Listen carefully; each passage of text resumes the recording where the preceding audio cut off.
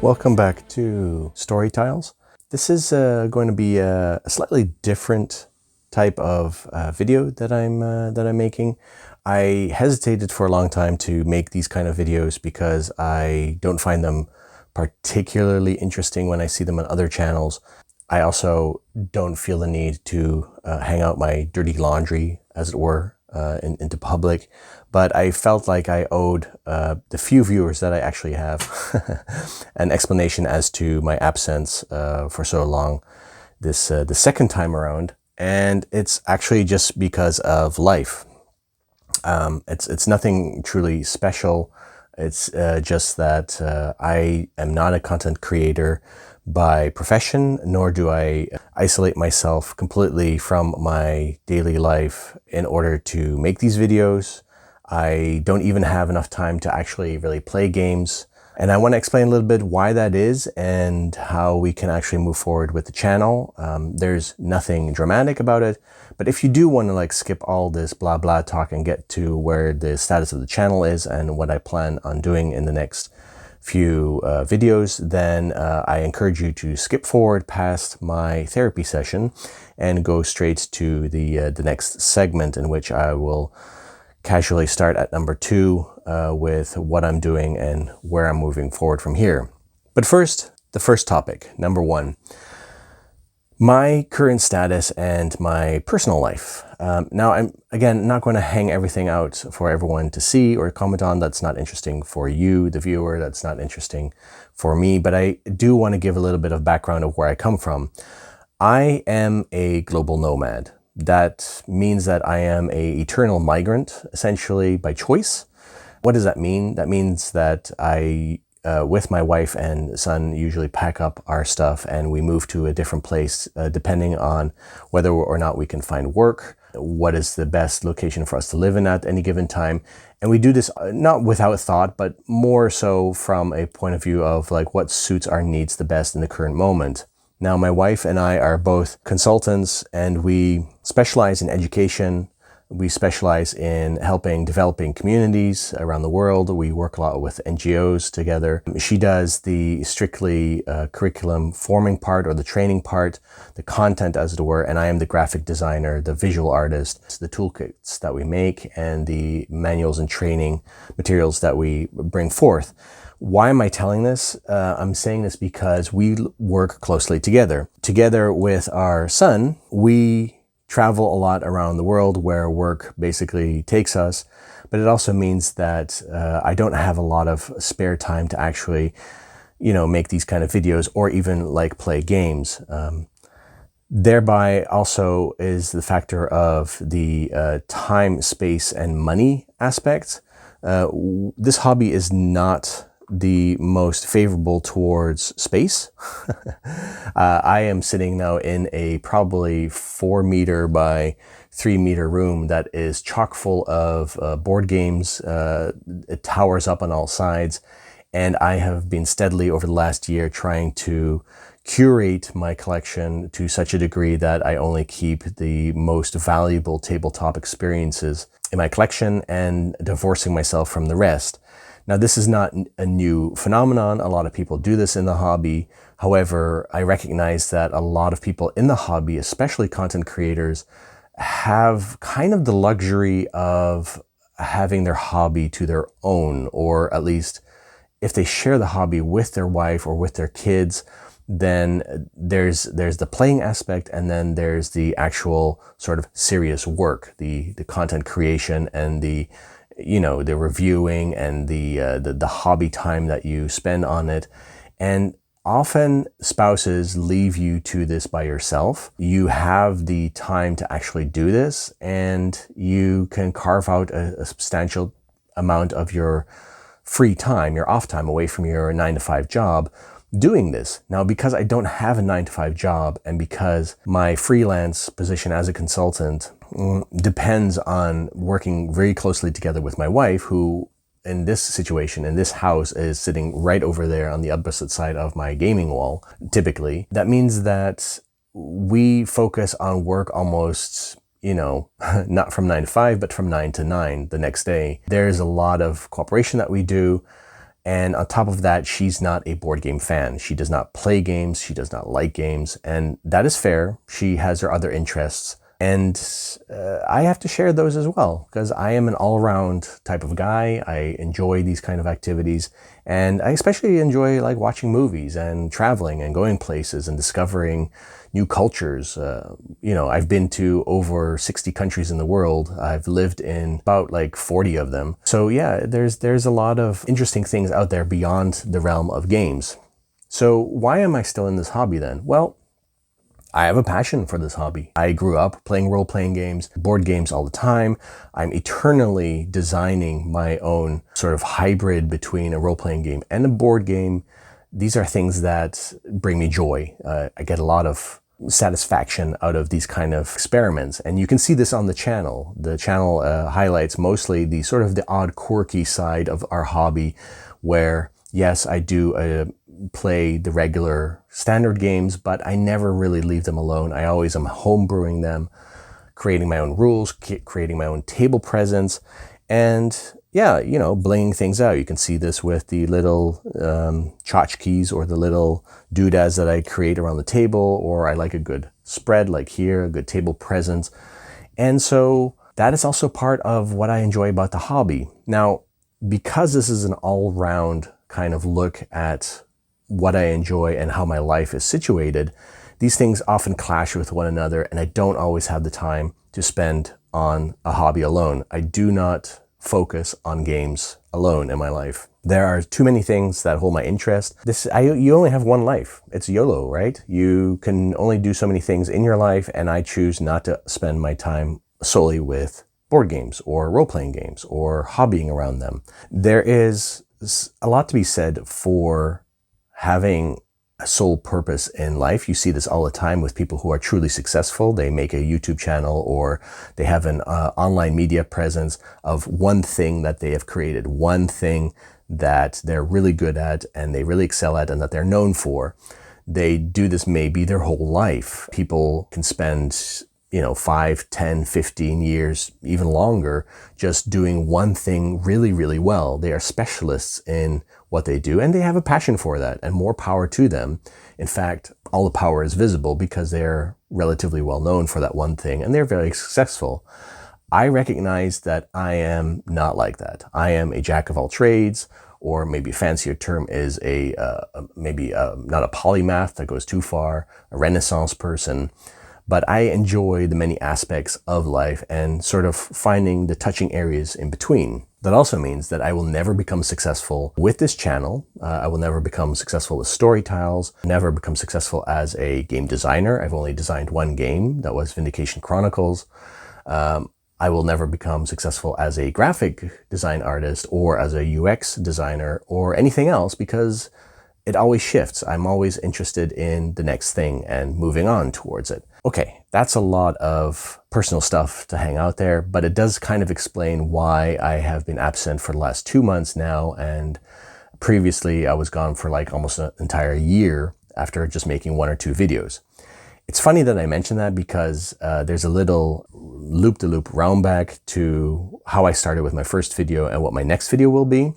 In fact, the next video has already been indicated with a little shorts that I posted that I still had time for before I flew out to Istanbul, and then after that to Phuket in Thailand, and life happens. So I didn't get around to actually making that video just yet, but it is coming. Careful promise. Okay, so that is part 1. That's why I have been gone for a while. There's nothing serious going on with me, not health-wise, or it's just life.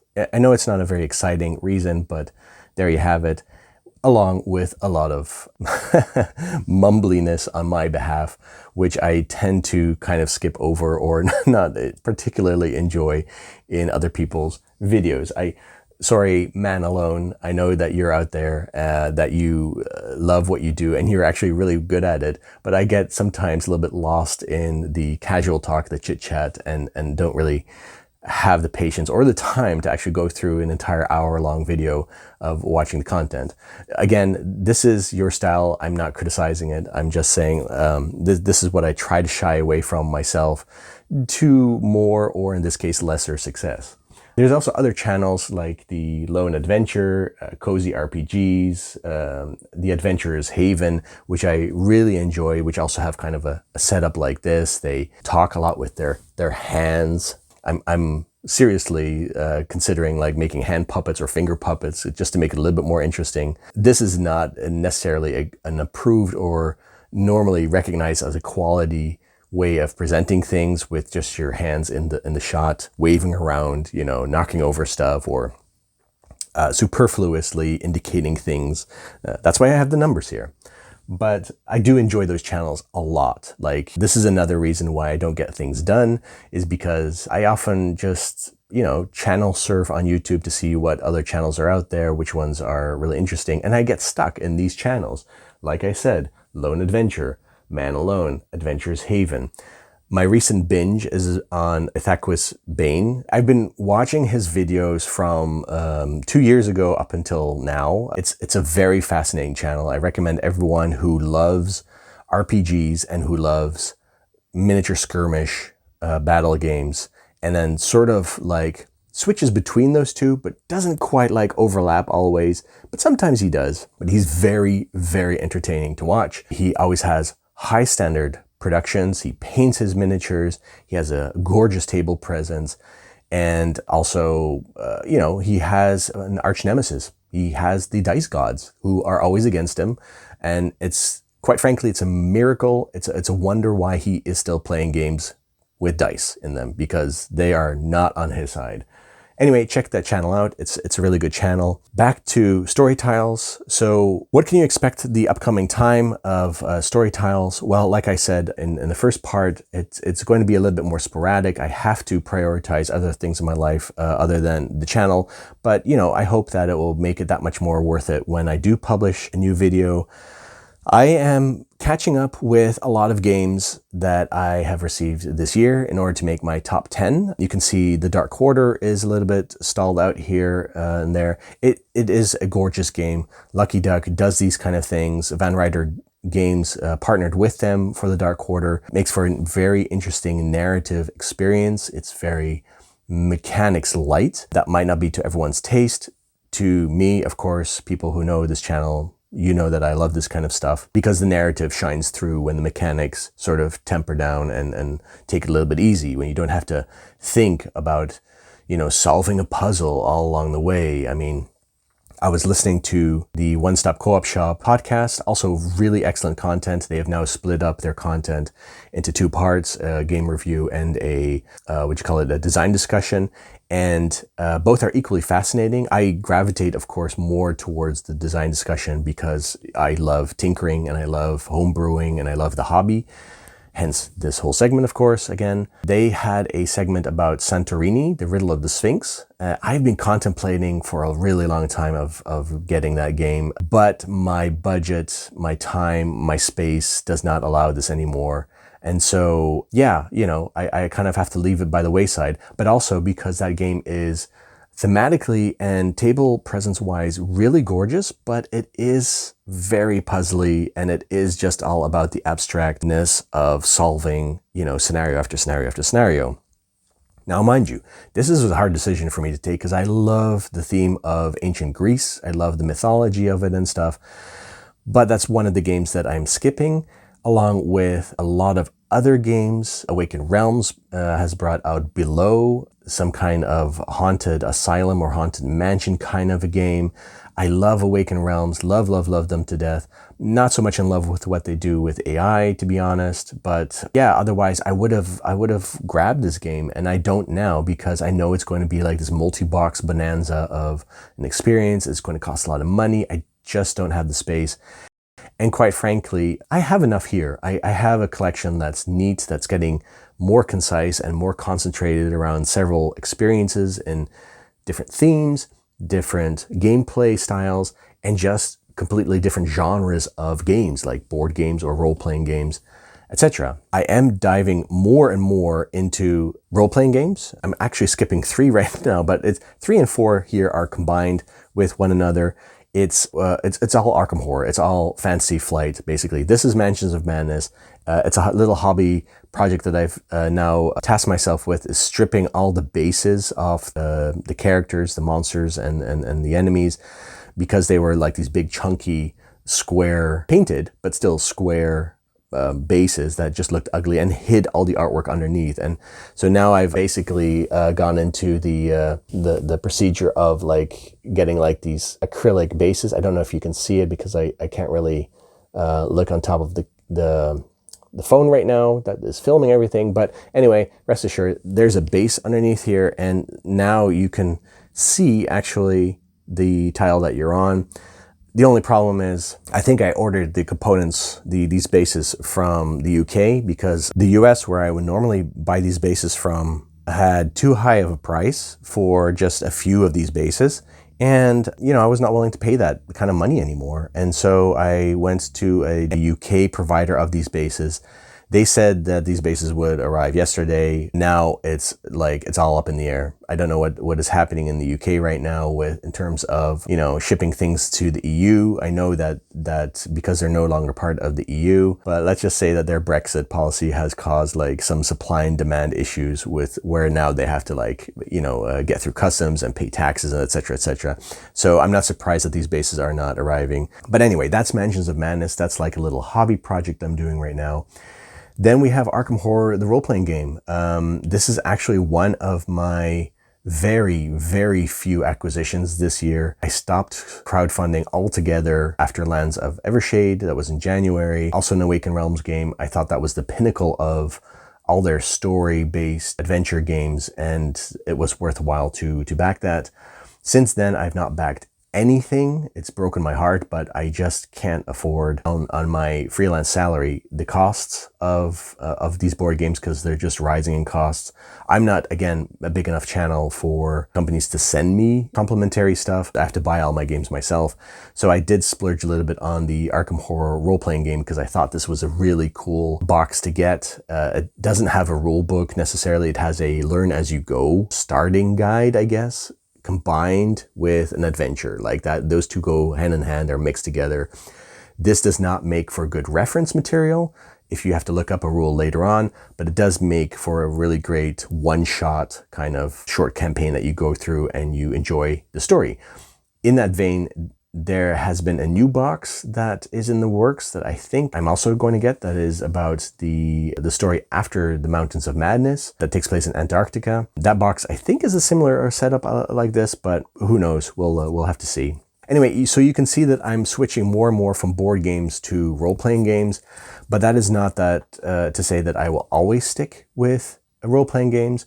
I find actually the overlap between board games and role-playing games very, very interesting. I find that games that, especially in the indie sphere, that combine role-playing elements or narrative elements with tables or things that you randomly generate, or just actually a board game, those combinations that mix those two worlds together and take the best of both worlds, I find very, very exciting.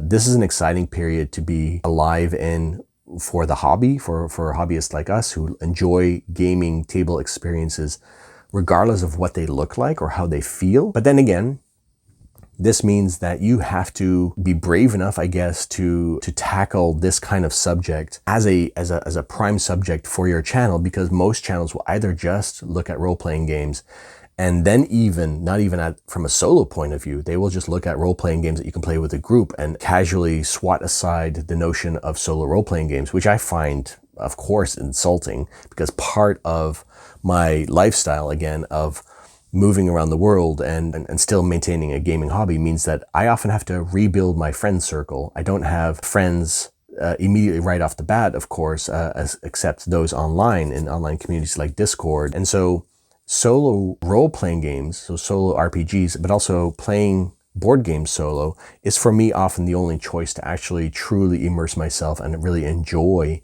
the hobby. And that brings us actually also to the general segment that we're in right now. I did a DM masterclass about solo role-playing games and if they truly can still be considered role-playing games. That brings me to point 5. No, you know what? It's actually not necessarily point 5 per se. It's sort of between 4 and 5 in, but I am making a system that is, first of all, system agnostic, but allows you to play RPGs solo in a very different way than any of the established ways right now. Right now, you can choose to play solo games as they are, sort of as an oracle or random table generation system where you set out and you don't really necessarily have a goal other than usually staying alive, and you go through a world and you explore and you roll on tables to generate plot elements, characters that you encounter, locations that you go to, enemies that you fight, etc., etc. All nice and dandy. That's the first form. The second form is the complete opposite, is the choose your own adventure, where you have a dedicated adventure for the solo player where you can go through, make choices, and it's usually mechanics light and story first, but so, you know, there's that schism between the two forms. And on that side of the narrative first and mechanics light, you also have the third type of solo RPGs, that's solo journaling, where you get prompts and you write basically your own story, your own novel, as you will. I always found that those three forms don't cover the load of the actual role-playing experience. So I wanted to strip away all the sort of, let's replace our DM as the, or our game master as the missing element, and just build up the role-playing experience from the ground up again in the opposite direction. And that is what I call later a tabletop adventure. I've done a few videos about that as well. I'm also working on a side project called Drownflight, but it's sort of an in-between that full-on, from the ground up, new form of playing a tabletop experience and still staying in the role-playing game strictly solo is what I call AMP. And AMP is the Adventure Module Parser, or the Adventure Mentor Play. What that is in essence a way to take an established group adventure for an RPG and go through it page by page, and between reading each page and essentially filling out a table that represents a mentor, gleaming pieces of information like characters, events, locations, and objects. These four aspects of a plotted adventure then get parsed from the pages of an adventure book and written into this table. Then you use like a standard deck of cards and you flip cards as you're taking actions as the adventurer. You take actions based on what you want to do as your adventurer. They can be physical, mental, they can be active, or they can be passive. And you walk through the tables that you created earlier as a mentor, or that you keep creating along in the adventure. And then each time when you encounter a specific plot effect and you assign like a keyword to it that you are going to employ on that aspect, then you write down in your plot sheet what happens chronologically in that adventure, and you go through it. This helps you have an established and a realistic plot with dramatic story beats and enjoy that, so nothing feels like super random. But it also allows you the autonomy to be your own author and write your own story truly solo, getting away from the idea that you need a GM or that you need some kind of oracle that just randomly tosses things at you and you just have to associate your own adventure from it. So that's something that I am developing right now. I've actually made my very first video about that, about the AMP system, and now I'm sort of returning to it. I've done so many things in between. Usually I have like various projects going on at any given time, but this was something that is very close to my heart. So a new way of playing solo RPGs. And then ultimately from that, I'm going to get a little bit away from RPGs, a little bit away from board games, yet encompassing everything together, the best of both worlds, and going back to Drownflight, which is my first tabletop adventure, a new genre of type of game where I take the pillars of each type of gaming experience and I've examined them, I've researched various ways of approaching them, and I think I've come down with a very solid way of having a great adventure on your tabletop, hence the name, that is balanced mechanically with the story that you want to go through.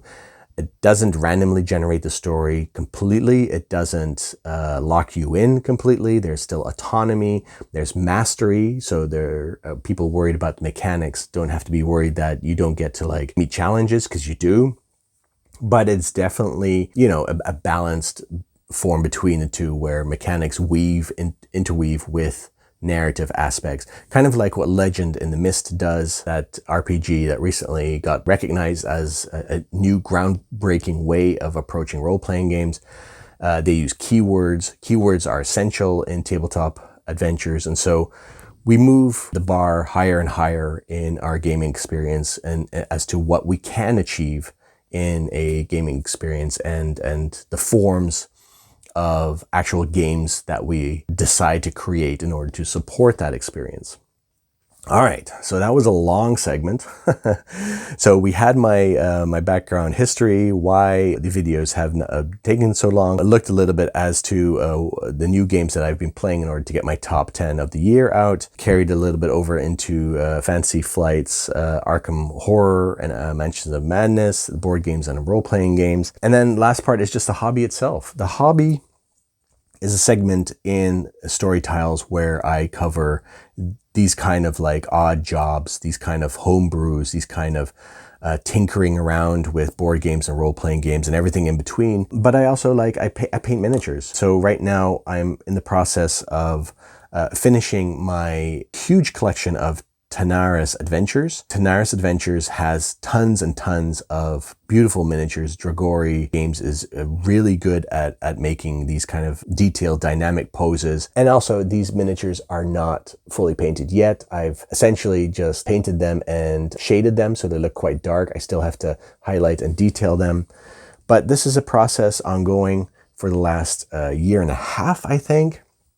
And I'm finally getting around to actually getting it all done. I'm doing all the bosses, which are these huge miniatures that feel quite sharp when you step on them. And trust me, I've stepped on these suckers. Little space again, and then, you know, inevitably things get knocked off tables and yowza.